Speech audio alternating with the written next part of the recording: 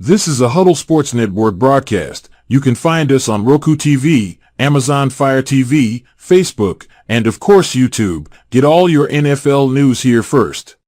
He has time. He's got him. Left side. Dobbs is there. Leaping grab. Touchdown. Touchdown.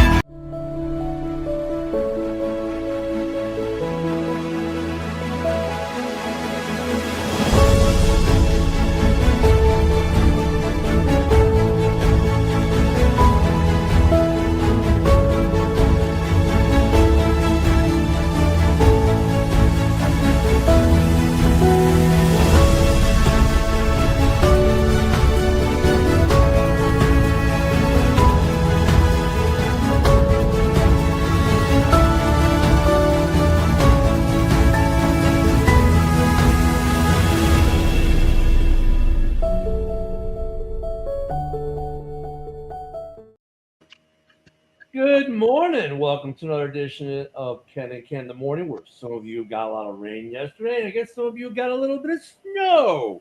Y'all can keep the snow. Thank you very much.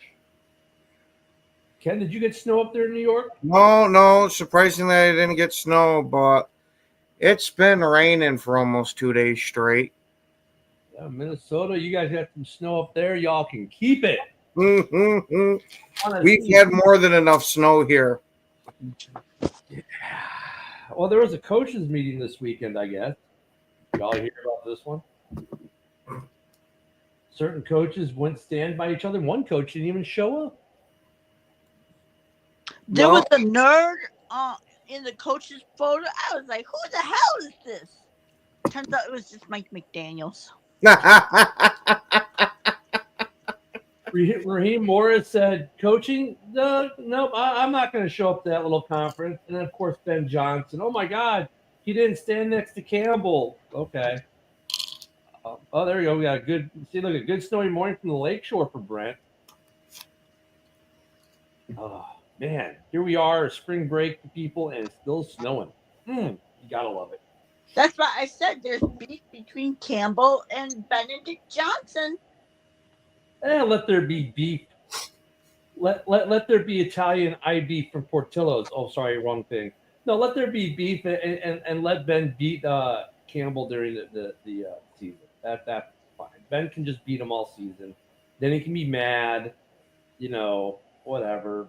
It's the NFL. Guys are going to come and they're going to go. And usually, you would think, I don't know why there would be beef. Because usually it's like a badge of honor to have your OC or DC poached, right? It means you're doing something right. There's supposedly, and again, because nobody's going to corroborate this type of thing, but there's supposedly been beef going on with them for the past year or two. So it didn't just start this off season. So kind of like Buddy Ryan, Mike Ditka kind of thing. Yep, that's kind of the vibe I'm getting a little bit. From what I'm hearing is they supposedly didn't like each other too much. They respected each other, but that's about as far as it went. But didn't Campbell hire him? Yep. Well, have you never been around somebody that you liked for a little while and then a couple years later you can't stand the son of a bitch? No, usually I don't like them from the start. Yeah, there's one or two individuals, but even then I didn't hate them or, look at Brent's like, no. It's not like I hated them. It's just, we have a Broski report. Yeah, we got you. Broski we gotta get a high schooler over to Broski's place to teach him how to save a link in his phone. Oh wait, Jonathan Campbell didn't hire Ben Johnson. Yeah, that he was already there. Okay, now oh geez. Yeah, it fucking populated it all. Oh yeah, he was a Matt Patricia hire. I think. He might, yeah, but look at okay. I mean that's valid, but here's the question. Here's the thing, though, right? At any point, Campbell could have fired him then because he wasn't his guy. He didn't hire him, right? We always hear that argument. Well, they're going to get rid of this guy because he wasn't their guy. He wasn't his quarterback. He didn't get to draft him. He wasn't his head coach. He didn't get to hire them. I mean, Campbell could have fired him at any time. I think he got salty because Johnson started getting all the praise. Yeah, I think so too. I agree with that. See, that makes more sense there because, like, he hired him because he was good. He liked him. Then all of a sudden, well, dude, you're taking all my thunder. It's like, well, do a better job. But when you're Dan Campbell, I mean, dude, I'm sorry. You don't call the offense. You don't call the defense. You're basically just a hype. You're Flavor Flav on steroids without the big clock around your neck. That's what you are if you're Dan Campbell as a head coach. He's a cheerleader. Yeah, he's Flavor Flav. He's running down the sidelines going, yeah, boy. That's what Dan Campbell does. We're going to bite some kneecaps, boy. That's Dan Campbell. And then cry at the podium when we lose. Which makes no sense. If your aura is that you're this big, tough guy biting kneecaps, you don't cry at the podium when you lose. Look at it. I've destroyed Ken this morning with the Flavor Flav stuff. Yo. It's Think about great. it. That's what Dan Campbell is. You'll never be able to look at Dan Campbell. Oh my God! That what somebody needs to do, and I pray to God this happens. I hope somebody watching this show has a wonderful sense of amusement and makes a giant kneecap clock for them. I'm telling you, I mean, and then Sarah's right. He gets up there, well, we lost. We may never get here again. Like, really, dude? Go bite a kneecap. Show some grit. Just say, and look at. I mean, Brent's probably sitting there dying too after that. I mean, how can you not? But I mean, it's true though. Like, I get it. Dan Campbell. The Lions fans want to rally around him because, he is a motivator. That's great. And welcome to the stage, the broski with the Mosky. You can't remember how to save a link in his phone, but I mean. But that's what Dan Campbell is, though. He's basically a cheerleader now because he doesn't call the offense. He doesn't call the defense. He puts input in, but the OC and the DC run the show. He's just a big cheerleader. Give him some He's a big cheerleader who cries a lot. Yeah. Give him some pom-poms and a dance routine. For a guy who acts so tough, I've never seen anybody cry so damn much. Like my coach don't have that rah whatever, but he don't cry on the podium either. I was gonna say Dan Campbell and Trudeau could have a competition for who cries more. Ooh.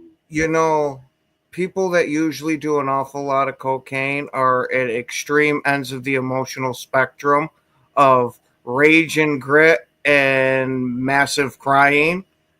I'm just throwing it out there since other people have wondered that question. So even when Matt LaFleur's eyebrows aren't waxed correctly, he don't even cry. So are you saying it's snowing in Detroit? There's snow in Detroit right now? Oh, absolutely. Dan Campbell's hitting the slopes apparently, like all the time. He always stands by KOC at these coaches' meetings. I'm just like, LaFleur. LaFleur does have nice eyebrows, though. I wish I had eyebrows like that. Oh, that's one of the few things I don't like about my coach. He has nice eyebrows? We had the eyebrows is just a microcosm of it. We had one coach that liked to get massaged in his office while team meetings were going on, and now we got it. Mike McCarthy. Oh, I didn't know that. Oh yeah. So, And now we got LaFleur that's hanging out and spending a decent amount of time at the beauty salon.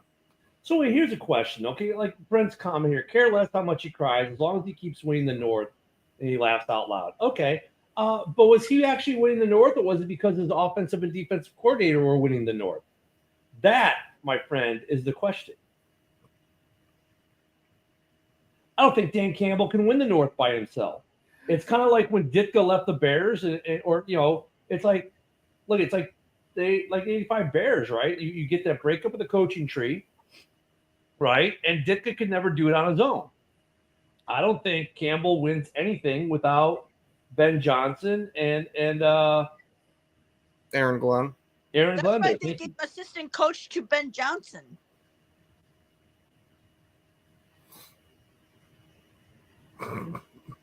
Well, that's what I'm saying. It's like I don't think Campbell's not winning the North this year. I don't think. I think we'll find out. The brain drain in Detroit, I think, is enough to make it where they're going to be competitive, but I don't think they're. Yeah, I mean, I guess we'll find out the season. True. I mean, that's a big piece, but that's what I'm saying. I think the brain drain there is big enough that they're not winning the division. They may be competitive for the division, but I don't think they win the division this year. I mean, they have the chance talent level wise.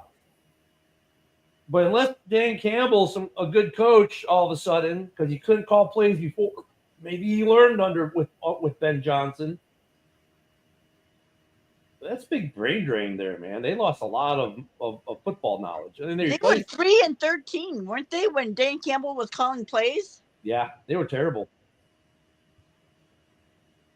I mean, and you can see some of his coaching where like the going for it on fourth down. I look at that was the thing that changed the NFL, and that was all Dan Campbell, right? But then he doesn't know when he doesn't know when to stop. Go back to the famous skipper game. Oh, I reported. Okay, whatever. You got the penalty. You go back. You run it again. You did fail again. Oh, but you get another shot. Like at that point, dude, kick the extra point. They already know what you're going to do. But yet Dan Campbell, because he's so blockheaded and so stubborn, he's like, oh, we're going to do it again and fail again and lose the game again. And then they get mad at the Cowboys. Like, right. The Cowboys did something. Like, dude, you had 3 opportunities. You failed 3 times. At any point in there, you could have kicked the extra point and gone to overtime. At any point in time there, you could have done that. And like after you missed the first one, conventional wisdom for most coaches would be, well, okay, you know what we want to do now, so let's just kick the extra point and go to overtime. Not Dan Campbell. Especially when you had a penalty and you had to move back further. Yeah. Good morning, Mike. Good morning, Joe. Yeah, I mean that's Dan Campbell, the coach. That's why I think the Lions are kind of screwed this year. Brent's like, man, these bitches, why do they keep talking shit about my coach like this? Well, that's because we just spent 2 days talking about their quarterback because of a certain Lions fan, claiming, certain things. Not to I was going to say, like, I think there's a 0 chance the Lions sweep the NFC North again this year. I wouldn't say 0, but I would put it at single digits. Just because I'm not going to say it's 0 because I don't feel like cursing our teams. Fair enough, Brent. I mean, fair enough. That's somewhat fair. I wouldn't call it a lame argument. I would say that there's a mitigate. The team got better talent around him at that point. But, you still look at the decisions that Campbell makes, and the skipper situation is a perfect example of where he cost them that game. It was all Dan Campbell's fault. It wasn't Ben Johnson. It was Dan Campbell. Let's keep going for it. Or let's go to the NFC Championship that you lost in San Francisco. That was on Dan Campbell too, because sometimes you just got to kick the field goal. They had that O-line. They had St. Brown. Yep. I mean, it's not like they had like a brand new team. A lot of those players were there. He just sucked at play calling. This is going to be a fun year because everyone's going to think the North belongs to them for one reason or another. And then the AFC West, who owns that? Kansas City still? I don't know. I think the Chargers are going to give Kansas City a run for their money. But what about Joe's Raiders now? With they add Geno, they add some pieces. They've got Max locked up. I mean, it's not like the Raiders were trash. They Sorry, have good. Joe, you're finishing fourth again. Oh, No. Well, we haven't even got to the draft yet, so let's. Yeah. And Let's Joe, hold off on judgment. speaking of the draft, I wanted to tell you, like, when the Raiders pick this year, if Ashton Genty is there, I hope to God the Raiders take him, so the Bears don't make that mistake. Please do us a favor and take Genty. What Broski means is he really wants you to trade him that pick so they can take Genty at 6.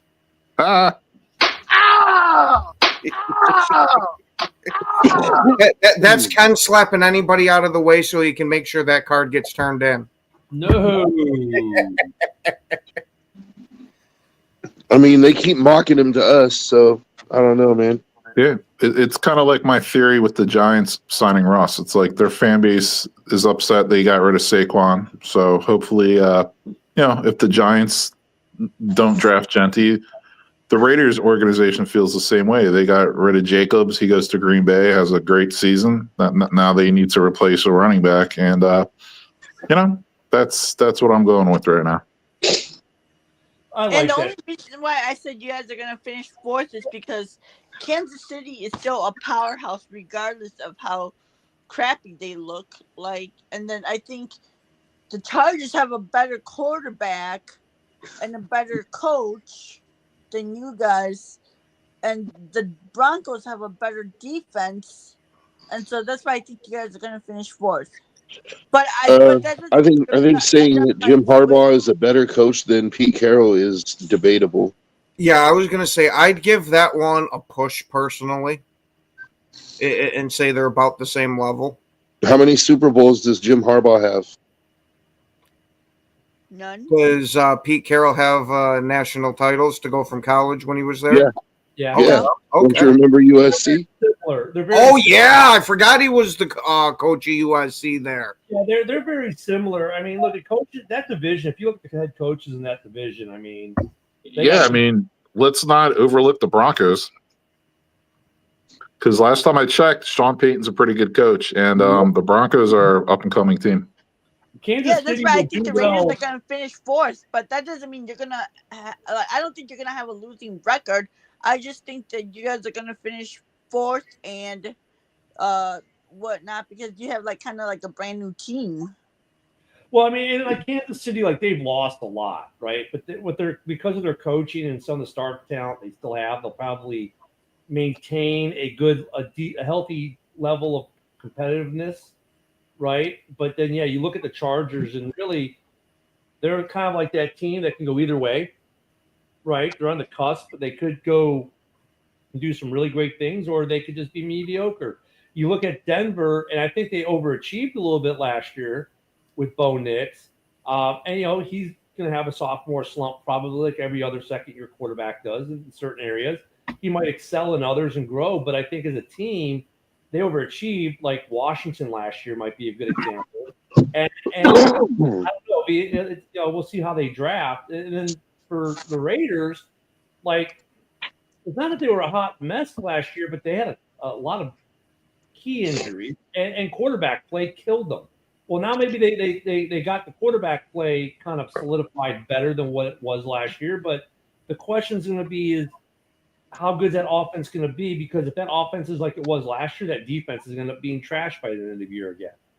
They've got a decent defense. They've got the pieces, right? But the problem is it's like you keep wearing them down. It's like putting highly chlorinated water through copper pipes, right? It's eventually going to wear it down. All of a sudden your pipes burst. And you're doing a $42,000 repiping of your house. That's what happened to the Raiders last year. Like their defense was good, right? But they got wore down so much and got chipped away, and then more injuries. By the end of the year, they were like, yeah, we're just here.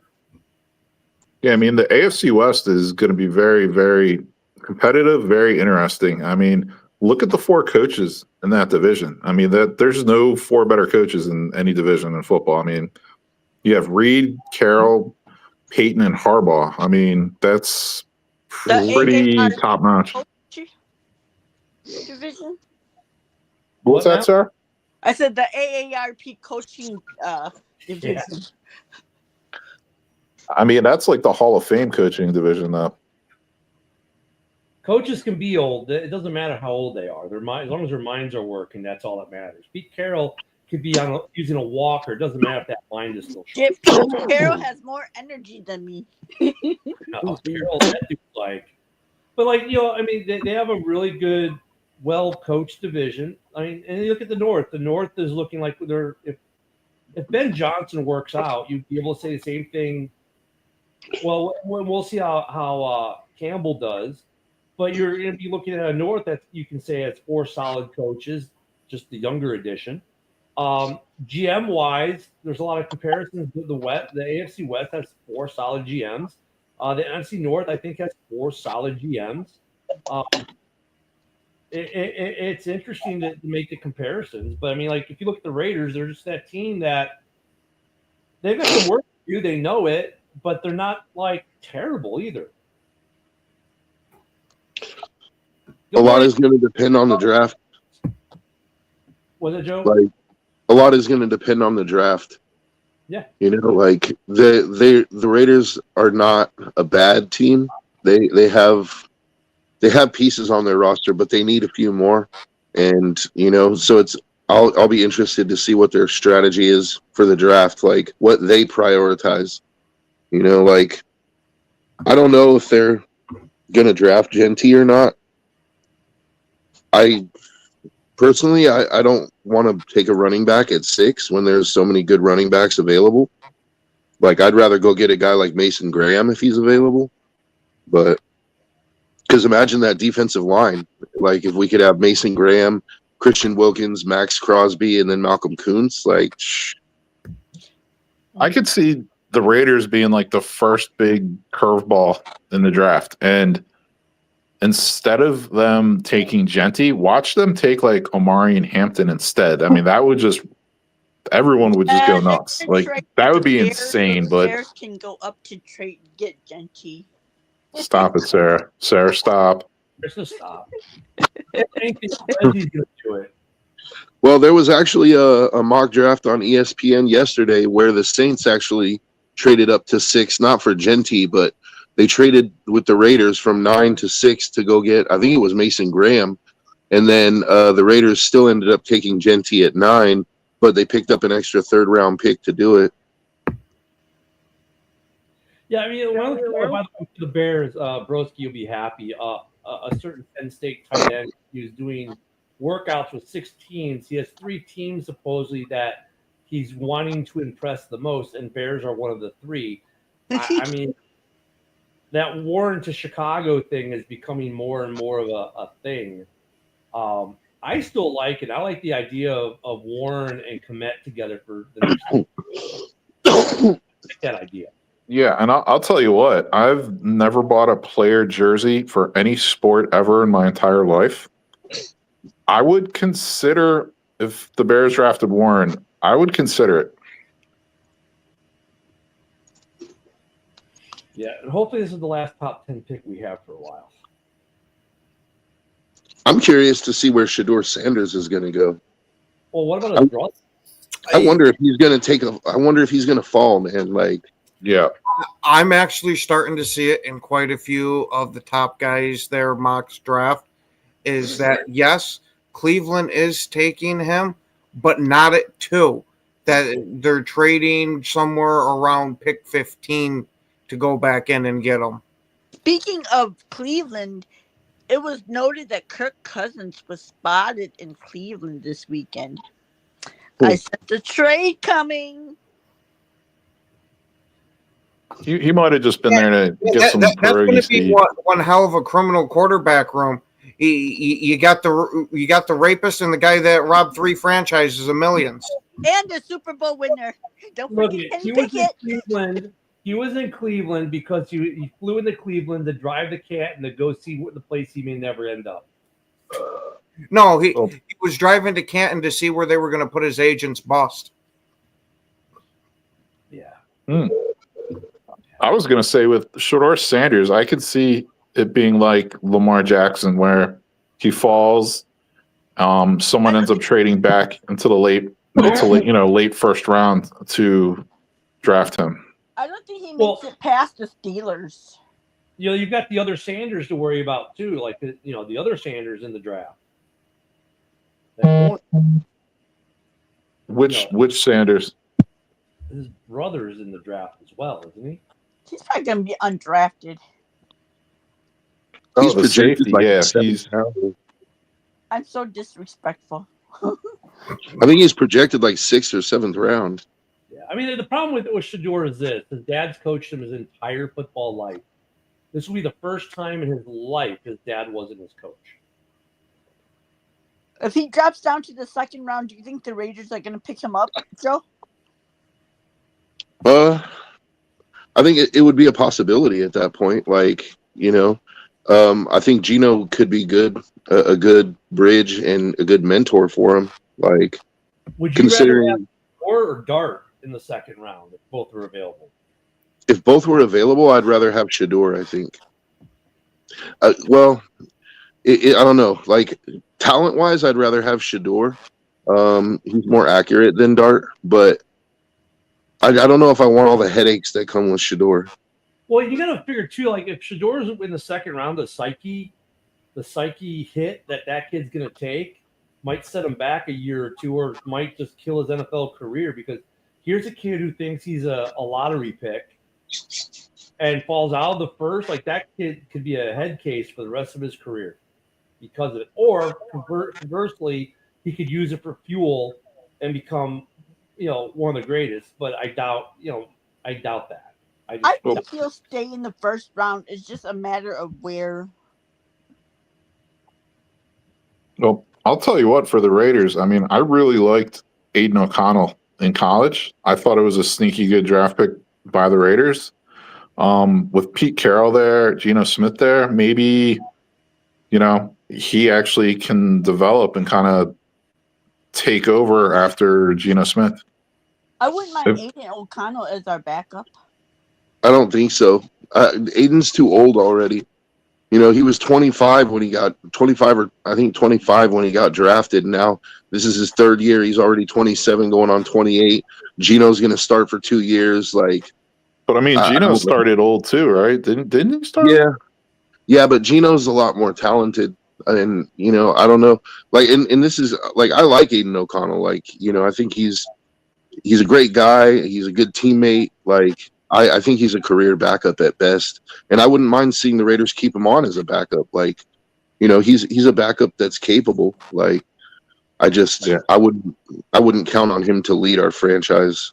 I think we would have seen it now. So you're seeing him as more like he could be like one of those guys who stays in the league 8 to 10 years as a backup kind of thing. Like Chase Daniels? Yeah, like he could, or Fitzpatrick, like, and hopefully he doesn't have to go to like 12 different teams, like I'd like to see the Raiders hang on to him. Hey man, those dudes be making big money and they don't suffer all the injuries that the starting quarterback gets. Mm-hmm. Yeah, it's the best job in all sports, really. Backup quarterback. You get paid to sit on the sidelines and hold a clipboard, man. Yeah, if you're a good one, you get paid a lot of money. I mean, there are guys. Wish I had been born a guy so I can hold a clipboard for a couple million a year. I mean, there are guys. Oh God, they switched. Yeah. We figured it out. Ken's been a closet Packer fan this whole time. It's just these stupid Packer fans go and switch the avatars for whatever reason. My camera just lost it.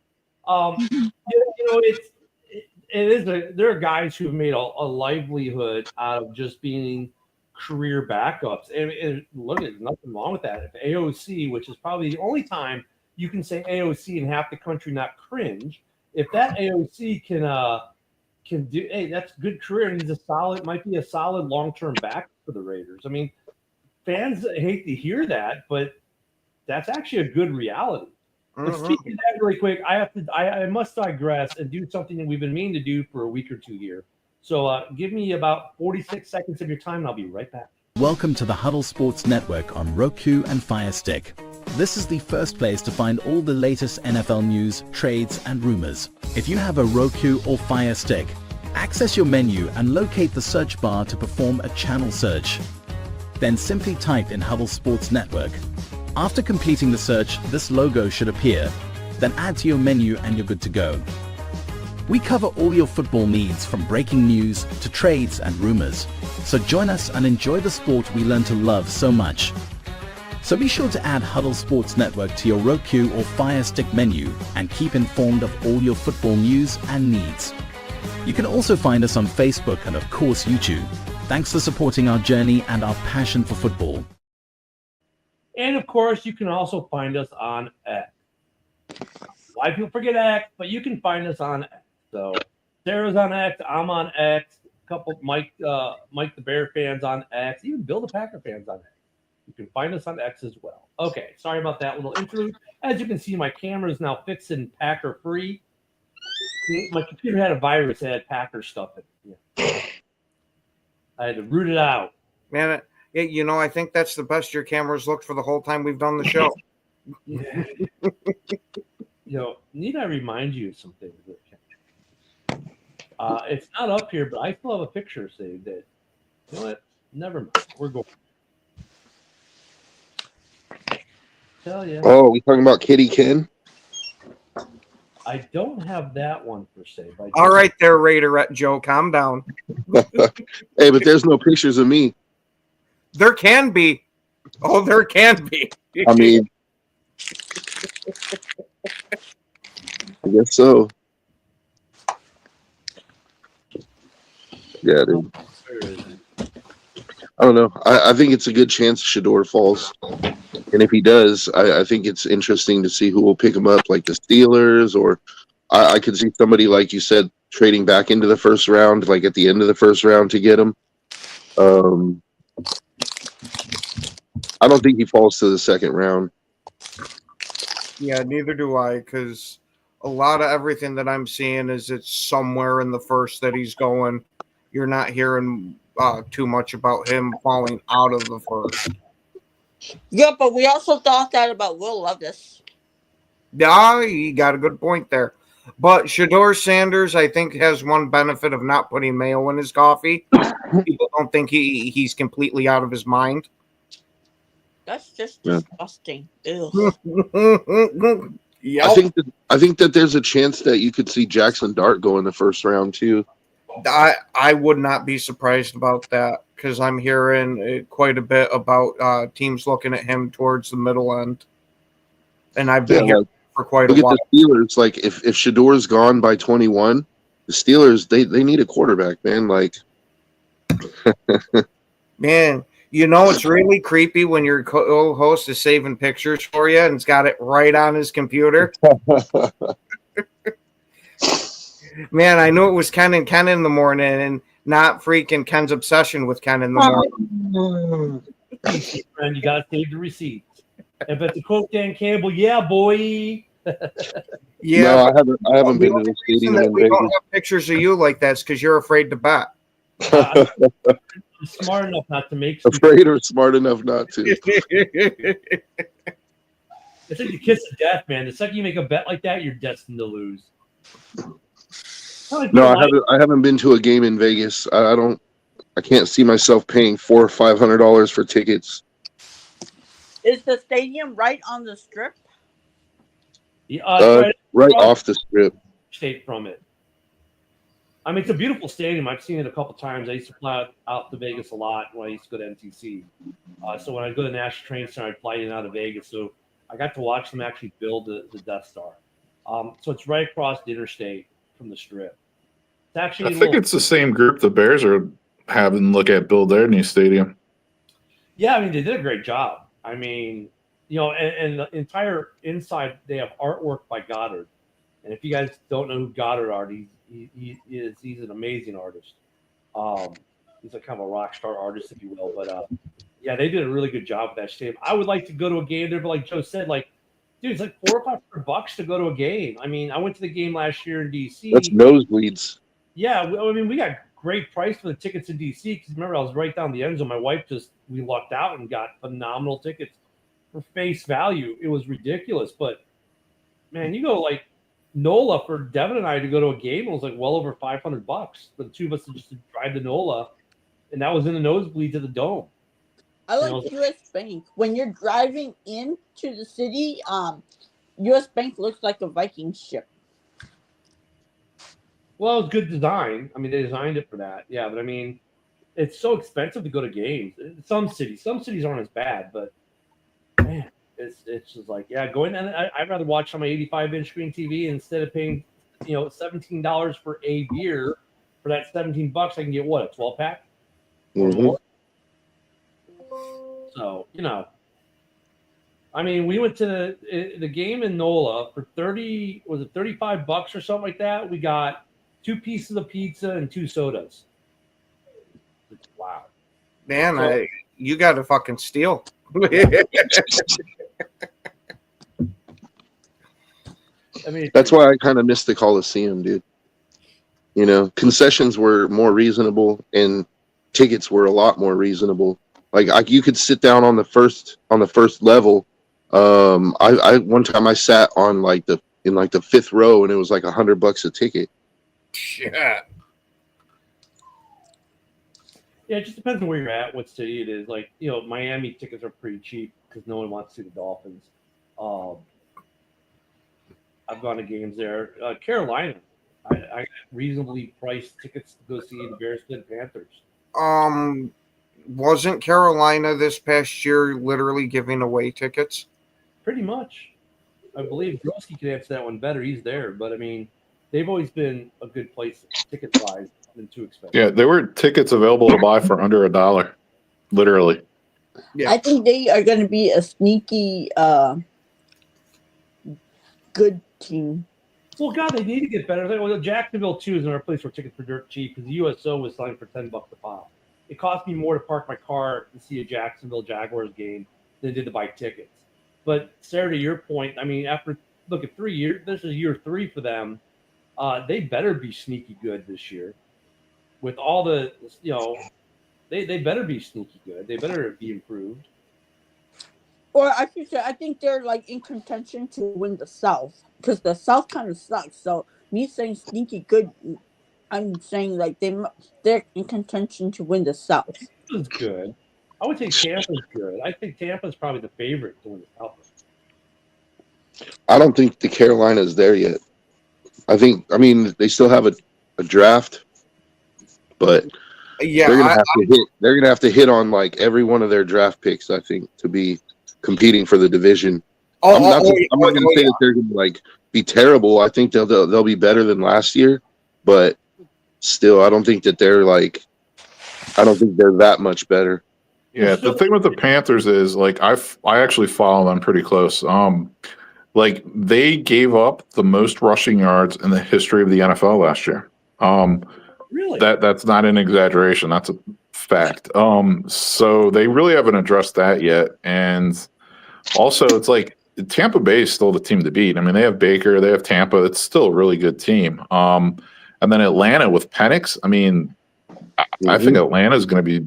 They're going to be tough this year with Penix at quarterback. So, the little Keebler elf, Bryce Young, man. I mean, he has to put every ounce of might he has in his tiny little Keebler elf body into every pass. You can't really push the ball downfield, so they're gonna have issues still, I think. Do Bryce and Kyler have Keebler elf meetings together? Yep. They meet in the tree. How tall is it? Like 5'9"? Yeah, I mean, they list them at 5'11", or no, they list Bryce at 5'10", but he's like 5'9". Yeah, I list myself at 5'2". I'm not 5'2". I mean, Carolina, I think it's going to be a battle for the basement between them and NOLA. Because NOLA is such a hot mess. Oh, yeah, I totally forgot about them. I don't think it's going to be a battle for the basement. I think it's going to be the Saints in there in clear as day. I think they're going to be in a battle for the first overall pick. I don't know. That'd be a good thing for them. They can finally get out of Carr's contract. Well, Carr's good. That's the problem. If Carr's healthy, and it looks like he's going to be healthy for the season, he's a good enough quarterback. He's going to win them a couple games that might screw the number one pick up for him. And they've got some talent on that team. I mean, they still got some talent. So that's the problem. Their problem is they want to suck so they can get a rebuild on. But the problem is they got so much money in the Carr and Kamara and some of these other folks that they can't really move on from them for another year. And this might be the year where they're going to be frustratingly not good, but not terrible. That's why frustrating. And then next year they'll suck when they can get out of these contracts, because I think they have a good enough talent, no matter how bad the coach is. They're going to win just enough games to not be in that number one pick competition. And they still might be better than Carolina. Yeah, the Panthers are in a rut of drafting terrible wide receivers every draft. Like, they're drafting like bust wide receivers every draft. And then they traded up, last year or whatever to draft Jonathan Brooks in the second round. And, he was coming off an ACL and they brought him back early and he blew out his ACL. So, his career is basically over. Like, you're not recovering from back-to-back ACLs if you're a running back. I mean, you're toast. So the one good, wide receiver they have is like a 35-year-old Thielen. Yeah, that's true. He's definitely their best receiver. And look, Thielen's still proving he can do it. And I love Thielen's story. He's the consummate underdog, right? Undrafted free agent rookie who's now 15 years in the league and has been solid. He's still solid. He moved inside. When he went to the Panthers, he moved inside to slot receiver, and he's really good at it. He might play for another 3 years. Yeah, I'm going to hope that Brooks' career is not over. Yeah, Carolina. Look at that trade that Carolina made with the Bears is going to go down for them. It's probably been the worst trade they made in the history of that organization. Because not only did you draft the Keebler Elf, but you gave up what you gave up to Chicago, which turned out to be, Caleb, Darnell Wright. You gave up DJ Moore. You gave up, we're still getting a second rounder this year. So that trade does not conclude till after this draft. Think about that. Yeah, but to be fair to them, you guys haven't really done much with the picks you guys got from them either. Well, we're in a lot better position than they are. But you won 5 games, and they won like 4 games, so it's not that much of a difference. Sarah, coming into this season, who would you say has a better chance at winning 7 to 10 games, Chicago or Carolina? I don't know. I don't trust you guys. Well, you're a Vikings fan, of course not. Well, I trust you guys when every offseason you're like these champs, and then when this regular season comes, you win like 4 or 5 games. So I'm not saying you're not going to be good. I'm just saying that we need to see it first. And to be fair to that argument, you haven't really done much with the picks that they gave you either. Well, you're looking they haven't. The Bears haven't had a winning record. Obviously, but they've only had one in the last 12 years. But they got DJ Moore, they got Darnell Wright, they got that punter, and they still have the Panthers' second round pick in this draft as well. I think it will be you will win the trade once those picks turn into you having a winning season. But until then. But Sarah, it's kind not till then. You can declare it now because talent level wise, the Bears aren't out there looking for a wide receiver and aren't running a 35-year-old slot receiver as their number one. The Bears, regardless of talent wise, you can have all the talent wise, they win that trade on pure talent alone. But the talent isn't translated. Quarterback, if you take Caleb or the Keebler Elf. Yeah, but the talent isn't translating to wins at the moment. So it's kind of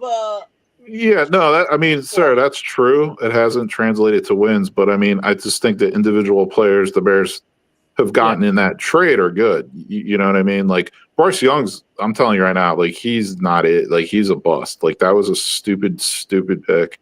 That was just an asinine pick. Yeah. So Yeah, no, my I was going to point is say, that, like, I mean, I think you guys will end up winning that trade, but as of right now, it's kind of an equal trade because Not even even though close. you guys got all those picks and players, it hasn't really amounted to much better Well, than them either. No, I mean, no, I would say no, it's not even close because I would say it has the players have performed better that the Bears have gotten out of that deal. Now, coaching wise, both teams have had issues, and that's maybe hurt them both a little bit too. But no, the talent level wise, what the Bears got versus what Carolina got, it's night and day. It's night and day. I mean, look at the Panthers are searching for a wide receiver. The Bears just inked the guy they gave away to a long-term deal because he's still one of the better wide receivers in the NFL.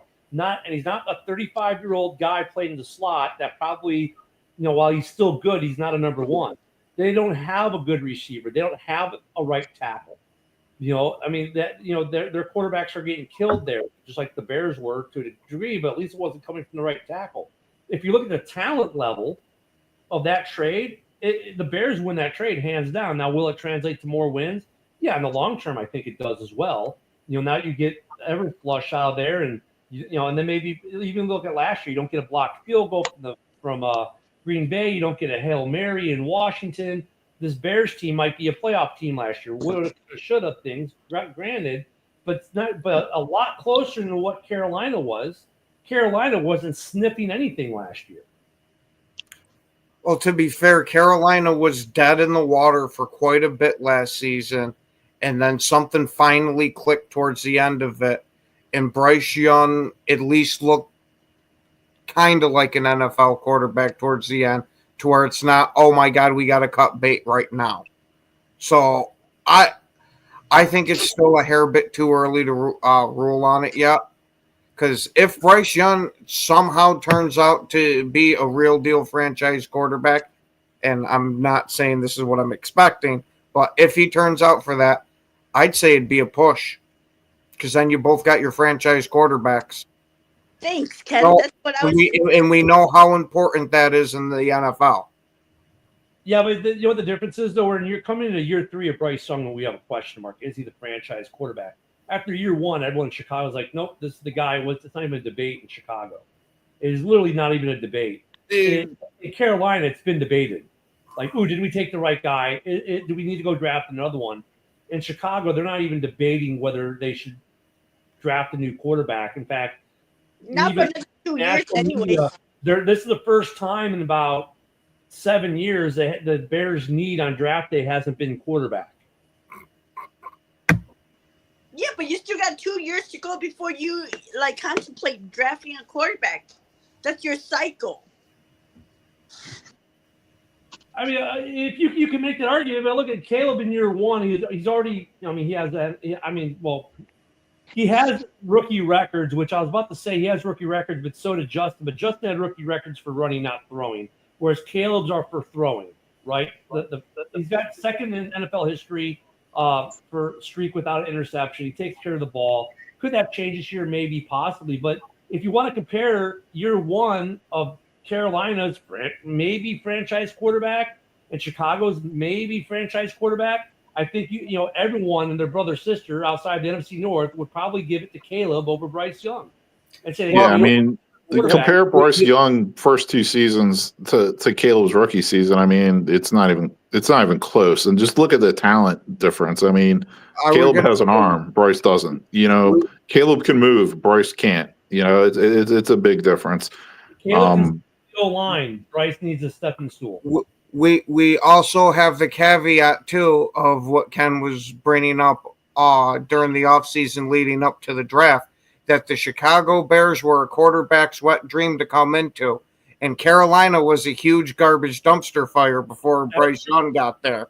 So we're going a little apples to oranges here. Maybe and not. What I will say though is, like last offseason, the Panthers were smart, because what did the Panthers do? They addressed their interior O-line. They spent a lot of money on 2 guards. So that was a smart move.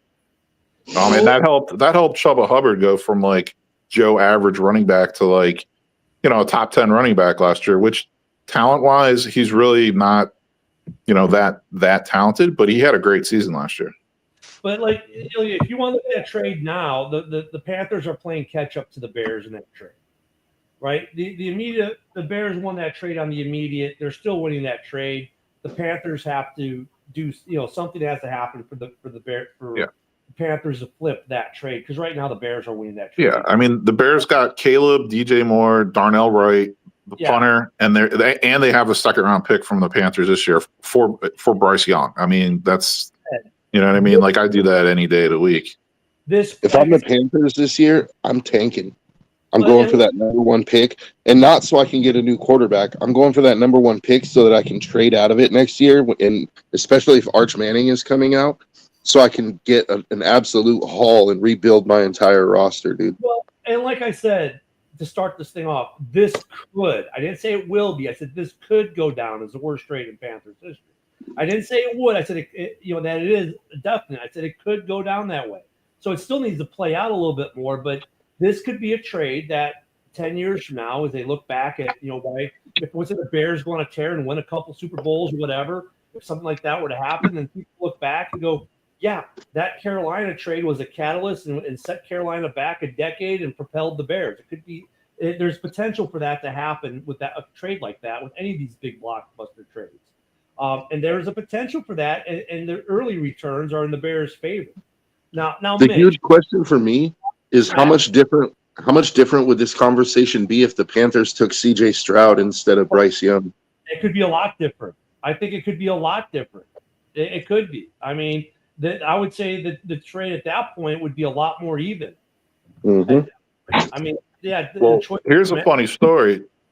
At the time, the entire coaching staff of the Panthers, I mean, Reich and all those guys, like, literally wanted to draft Stroud.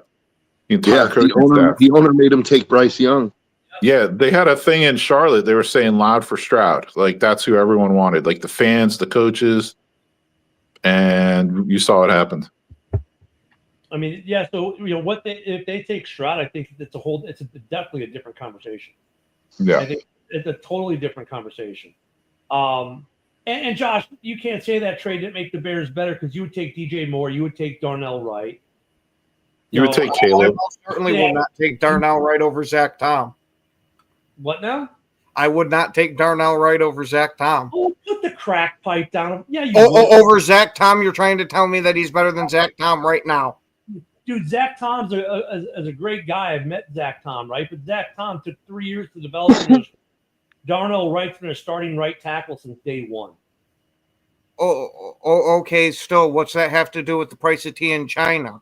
A lot. It's like, because Zach Tom literally took 3 years to develop into a starter. Darnell Wright came to the league and immediately was the starter. But he kind of sucks. No, he doesn't. I was going to say Darnell Wright, his rookie season, played the most snaps of any player on the Bears that year. Darnell Wright's all right. He's actually okay. I'm not sitting here saying he's terrible, but I'm definitely not taking him over Tom. Where did you guys draft him? Like at 9 or 10, right? 10. At 10, you drafted him at 10, but he wasn't even as good as Tristan Wirfs, who was drafted at 16. He wasn't as good. I mean, he's not as good as Sewell. He's not good like Darisaw. So I mean, he's like, for a 10 pick, I would rather take him. But Sewell's been in the league for how many years? He was drafted in 21. But they weren't. That's what I'm saying. Like, they weren't in the same draft, right? So I mean, they weren't in the same. They were not in the same draft. Yeah, that's what I'm saying. Yeah. I mean, we'll see. I mean, they went with the guy who's like the safe pick. Honestly, they didn't reach for anyone. They were just like, we're gonna play it safe here. Honestly, that's what they did. But onto himself, like, just individually, I think he's a pretty good right tackle. Yeah. I mean, so that trade, like I said, has the potential down the road. Things still need to happen. But I mean, right now the Bears are winning that trade. The Panthers are playing catch up. Granted, Ken's correct. That the argument I've made too. Coaching matters, and what you walk into matters. And Bryce Young didn't walk into as good of a situation with other personnel around him as Caleb. But still, I mean, if they would have gone a different direction at quarterback, I think that trade looks a lot better for Carolina than it does now. But if Bryce Young can't turn the corner and become the franchise quarterback, they definitely lose that trade. Because for the Bears, it's not based on whether Caleb can be the franchise, right? I mean, for them though, it is based on whether Bryce is the franchise because they made the trade to get their franchise quarterback. So yeah, I mean, that's a trade that it has the potential for someone for us to look back on 5-10 years from now and say, wow, look how much they set themselves back. And then the caveat can also go to that, Ken, and rightfully so. Like, wow, if they would have just taken Stroud, what an impact. So it's a double hit for them. One, you made a bad trade that gave up basically the farm to get a franchise quarterback, and then you went to draft a franchise quarterback and you took the wrong one. I highly disagree. With all due respect, I disagree with you greatly on that. I think it's a push right now because none of the picks that they gave you guys have really panned out into a winning season yet. And until that happens, to me, it's going to be a push. Well, Sarah, one player doesn't make a winning season, but out of that trade, you got a starting right tackle, right? You're a true number one wide receiver, right? Which you fleeced off them, which was like you got a better quarterback. What now? You got a better quarterback. You got Caleb instead of Bryce Young. And you're still gonna get another blue chip or high quality player possibly in the draft this year at 2.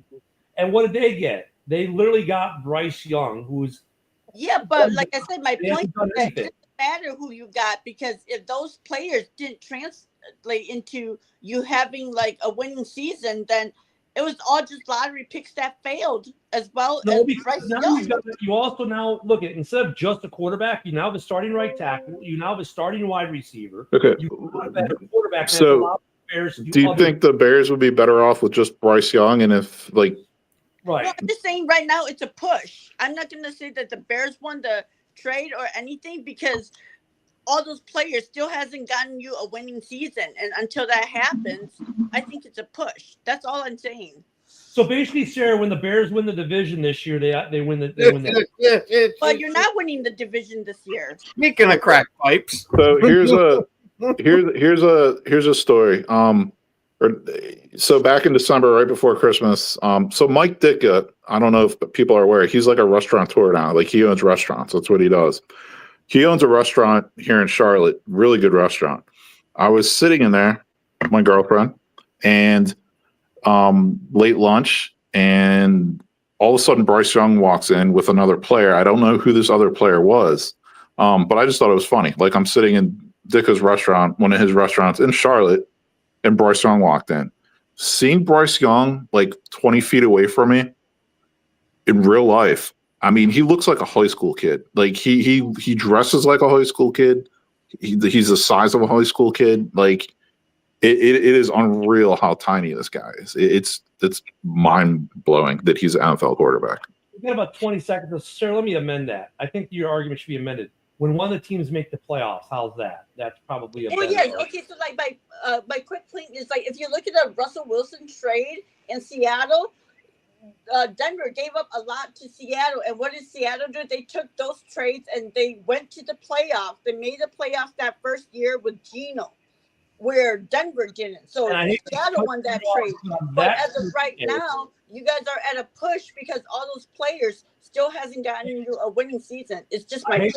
Off there, but on that terrible take, we're literally out of time, so I have to. I thought it was a great take, but well, we always ended on a terrible take because that's what we do here. Come back tomorrow for more terrible takes from the crew with Sarah Broski, myself, and Ken and Joe. Everyone have a great day. We'll see you tomorrow.